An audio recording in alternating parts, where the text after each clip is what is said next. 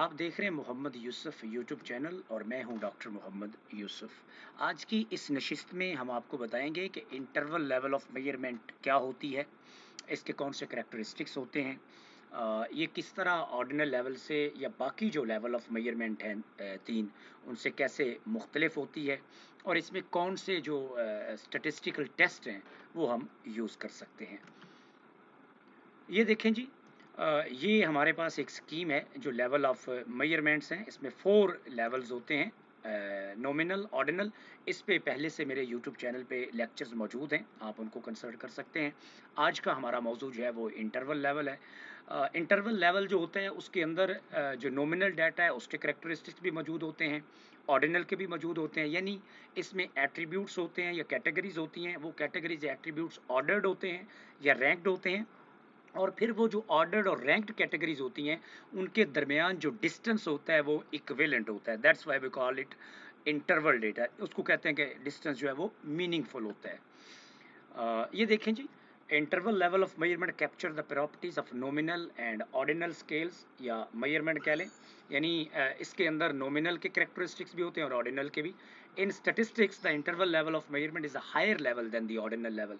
जाहिर है नॉमिनल सबसे लोएस्ट लेवल है, फिर ऑर्डिनल है, फिर इंटरवल है। तो इंटरवल जो है वो सुपीरियॉरिटी ऑफ मेजरमेंट में तीसरे नंबर पे है। Data at the interval level have category that can be ordered and have equal interval between them, but there is no meaningful zero point.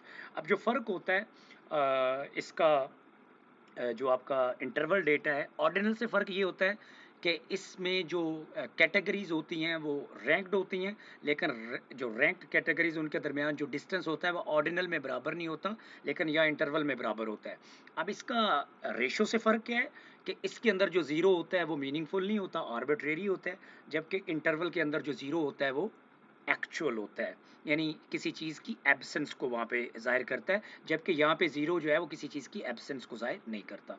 It is possible to compare differences in magnitude, but importantly the zero point does not have a natural meaning. मैं पहले ही इस पे बात कर चुका हूँ कि natural meaning का मतलब है कि वो आर्बिट्रेरी होता है। ज़ीरो का मतलब एक्चुअल लाइफ में जब हम देखते हैं, यानी अगर रेशो डेटा में देखें तो वो किसी चीज़ की एब्सेंस होती है। हम कहते हैं ज़ीरो इनकम, हम कहते हैं zero weight, zero heart beat. तो इसका मतलब है कि अगर किसी बंदे की ज़ीरो हार्ट बीट है वो ज़िंदा नहीं है, किसी की ज़ीरो इनकम है तो उसके पास कोई पैसे नहीं है, किसी को ज़ीरो वेट है तो वो बंदा एग्जिस्ट ही नहीं करता। लेकिन इसके अंदर इंटरवल के अंदर जब हम ज़ीरो की बात करते हैं, जैसे ज़ीरो टेम्परेचर, तो उस पर तो ज़्यादा मौसम ठंडा होता है ना। तो zero doesn't mean the absence of something. Example देखिए जी, Celsius temperature is an interval variable. It is meaningful to say that 25 degrees Celsius is 3 degrees hotter than 22 degrees Celsius.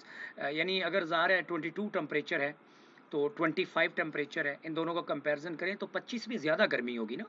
22 degrees कम गर्म होगा, 25 डिग्रीज ज़्यादा गर्म होगा, और फ़र्क कितना होगा, 3 डिग्रीज का। इसी तरह देखिए, likewise 17 degree Celsius is same amount hotter 3 degrees than the 14 degree Celsius. इसी तरह आप देखें जो 17 डिग्रीज है वो 14 डिग्री से भी 3 डिग्रीज जो है वो हॉटर है, ज़्यादा गर्मी है। नोटिस, यानी एक चीज़ अब नोट कर लें, the very important point, however that 0 degree celsius does not have a natural meaning। क्या मतलब इसका, 0 point in an interval scale is arbitrary। That is 0 degree Celsius does not mean the absence of temperature। यानी जब temperature zero से नीचे जाता है तो उस वक्त तो ज्यादा मौसम सर्द हो जाता है। इसका मतलब ये क्या हुआ कि जीरो का मतलब यहाँ पे आर्बिट्रेरी है, एक्चुअल नहीं है। 0 point in an interval scale is arbitrary, ये बात हम कर चुके। For example the temperature can be below 0 degree Celsius and into negative temperatures. ज़ाहिर है जब 0 डिग्री से टेम्परेचर नीचे जाता है तो हम उसको -1 कहते हैं, फिर -2 कहते हैं, फिर -3 कहते हैं। The negative temperature could be colder compare to the above zero.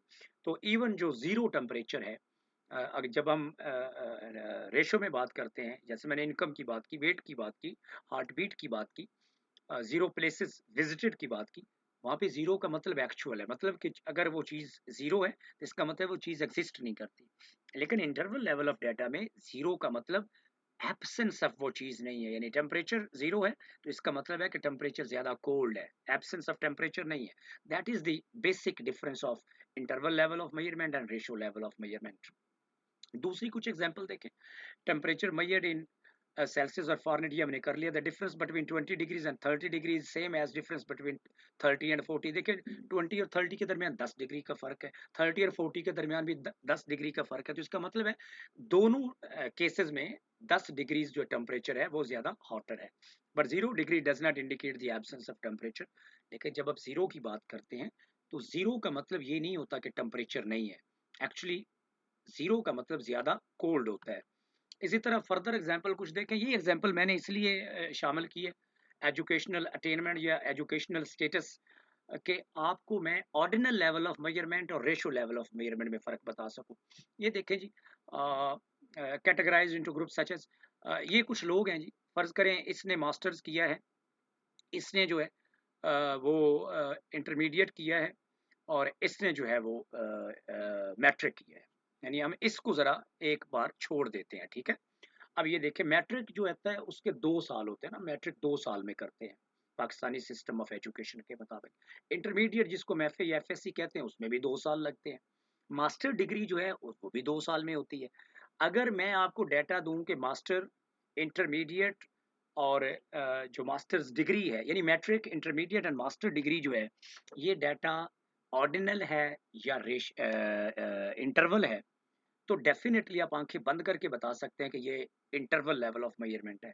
अब आप शायद कंफ्यूज हूं कि मैंने पिछली जो ऑर्डिनल लेवल था उसमें मैंने ये बताया था कि ये ऑर्डिनल लेवल ऑफ डेटा है। अब मैं इसको बताता हूँ कि ऑर्डिनल कैसे बनता है और इंटरवल कैसे बनता है। अगर मैं इसके अंदर एक और डिग्री शामिल कर दूँ, मैट्रिक, इंटरमीडिएट, बीएस जो 4 साल का होता है और मास्टर्स, तो आप देखें मैट्रिक 2 साल का, इंटरमीडिएट 2 साल का, बीएस 4 साल का और मास्टर 2 साल का है। तो फर्क आ गया, यानी जो इंटरवल है कैटेगरीज के दरमियान, पहले 2-2 साल था, बीएस में जाके 4 साल हो गया, ये ऑर्डिनल डाटा बन गया। लेकिन अगर मैं बीएस निकाल दूं, मैट्रिक, इंटरमीडिएट और मास्टर डिग्री को ट्रीट करूं, तो ये इंटरवल लेवल ऑफ मेजरमेंट बन जाएगा, क्योंकि जो कैटेगरीज के दरमियान गैप है, जो डिस्टेंस है, वो इक्विवेलेंट है, मीनिंगफुल है, इक्वल है। The categories are ranked in terms of level of education. ये पहली बात है कि इंटरवल डाटा जो है, जो मैंने शुरू में बताया था, वो कैटेगोरिकल होता है, तो इसके अंदर पहला करेक्टरिस्टिक ये। दूसरा, more over the interval between these ordered categories is equivalent. दूसरा ये कि वो जो कैटेगरीज हैं वो ऑर्डर्ड हैं। तीसरा, उन ऑर्डर कैटेगरीज के दरमियान जो डिस्टेंस है वो इक्विवेलेंट है या बराबर है या एक जैसा। Therefore it is an interval level of data. तो इसलिए हम कहते हैं कि जो एजुकेशनल लेवल है वो इंटरवल लेवल ऑफ डाटा है। लेकिन ये ऑर्डिनल भी हो सकता है। It depends distance between categories. You need to be very very clear about this. अब ये ना हो कि आप कहें कि जी मैंने आपको बता दिया है कि जो एजुकेशन है, या एजुकेशनल स्टेटस है या अटेनमेंट है, ये ऑर्डिनल है या इंटरवल है। आप you will have to look at कि इंटरवल बिटवीन कैटेगरीज अगर इक्विवेलेंट नहीं है तो ऑर्डिनल है, अगर इक्विवेलेंट है तो फिर इंटरवल है। ये बात आपने याद रखनी है। इसी तरह आईक्यू स्कोर्स हैं।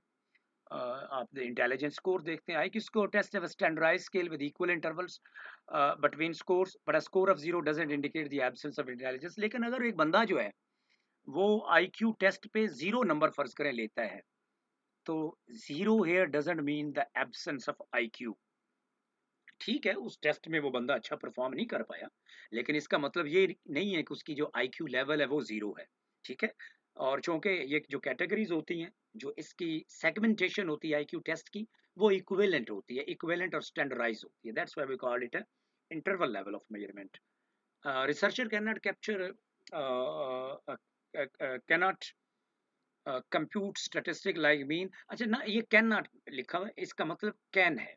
मैं इसको रेटिफाई कर देता हूँ, ठीक कर देता हूँ इस स्लाइड को, ताकि आपको कंफ्यूजन ना हो। ये देखें, ये कैन है, कैन नॉट नहीं है, ताकि आपकी क्लैरिटी हो। तो ये देखें जी, researchers can compute statistics like mean, variance and standard deviation for interval level of data। तो मैंने आपको बताया था कि अगर आपके पास जो डाटा है वो नॉमिनल है, उसके लिए हम मोड निकालते हैं। अगर डाटा ऑर्डिनल है तो उसका हम मीडियन निकालते हैं। अगर डाटा आपके पास इंटरवल है तो उसका हम मीन निकालते हैं। तो इस केस में जो डिस्क्रिप्टिव स्टैटिस्टिक्स हैं, उसमें हम जो सेंट्रल टेंडेंसी की मैयर्स हैं इंटरवल डाटा का, उसमें मीन निकालते हैं। और जो मैयर्स ऑफ वेरिएबिलिटी हैं उसमें हम स्टैंडर्ड डिविएशन निकालते हैं या वेरिएंस निकालते हैं। दोनों निकाल सकते हैं, लेकिन बुनियादी तौर पे हम 2 चीज़ें रिपोर्ट करते हैं। एक तरफ से मीन सेंटर्ड टेंडेंसी की जो मेजर्स हैं, वहाँ से मीन रिपोर्ट करते हैं, और जो मेजर्स ऑफ वेरिएबिलिटी है, वहाँ से हम स्टैंडर्ड डिविएशन रिपोर्ट करते हैं। तो that's very important to remember कि for interval data we calculate और we compute mean, not median और mode. Likewise, researcher use the full range of parametric statistics to analyze such variables.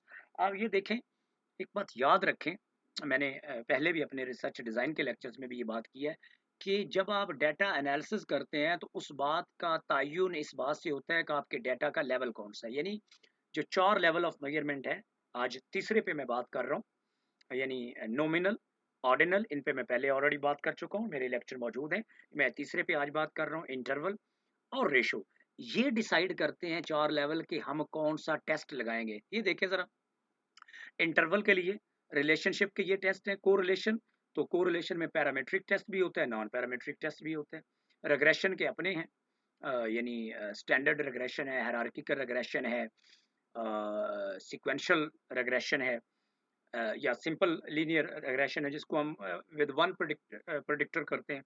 उसके बाद difference के test देखिए देखिए, 2 तरह के टेस्ट है ना, इन्फ्रेंशियल टेस्ट बुनियादी तौर पे 2 तरह के हैं, एक रिलेशनशिप के टेस्ट, एक डिफरेंस के टेस्ट है। ये तो नॉमिनल डाटा के टेस्ट है ना, इसको ज़रा छोड़ देते हैं। इसमें देखें 2 हैं। डिफरेंस के टेस्ट में 2 इंडिपेंडेंट सैंपल्स हैं, उसके लिए हम टी टेस्ट यूज़ करते हैं।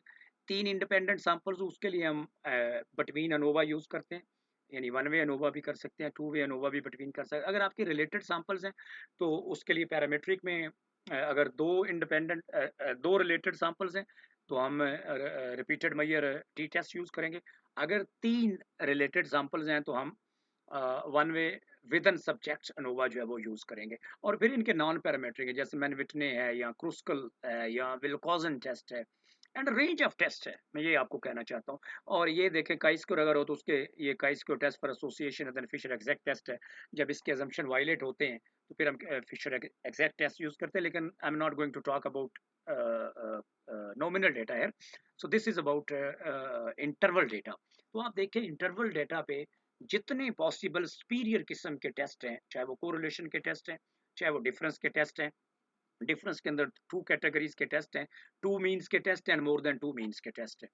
उनके लिए डाटा इंटरवल होना ज़रूरी है, और जब इंटरवल हो तो आप कोई भी टेस्ट उस पे यूज़ कर सकते हैं। जैसा कि इस टेबल को गौर से देखें तो आपकी काफ़ी क्लैरिटी हो जाएगी। बाकी डाटा एनालिसिस के चैप्टर में, उन लेक्चर्स में मैं आपको बताऊंगा कि एनालिसिस बुनियादी तौर पे जो एनालिसिस के लिए डिसीजन आप करते हैं वो करते कैसे हैं। And then these are the references which I used for preparing this lecture. This chapter is a very good chapter from Encyclopedia of Survey Research Method, pages 421 to 423.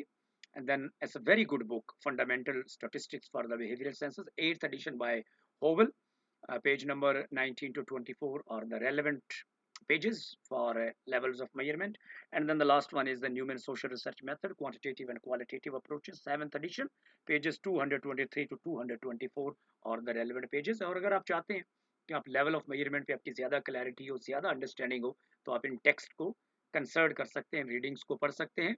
मुझे उम्मीद है कि आपको इस लेक्चर के बाद इंटरवल लेवल ऑफ मेजरमेंट जो है उस पर आपकी काफ़ी क्लैरिटी होगी, आपकी अंडरस्टैंडिंग इनहेंस होगी। अगर आपका कोई सवाल हो, कोई क्वेरी हो, कोई पॉइंट हो, आप कमेंट्स बॉक्स में लिख सकते हैं। I will answer those queries, those points, those questions.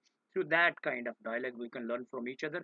We can agree, we can disagree, we can agree to disagree, and we can inform very informed scientific community. Keep tuned.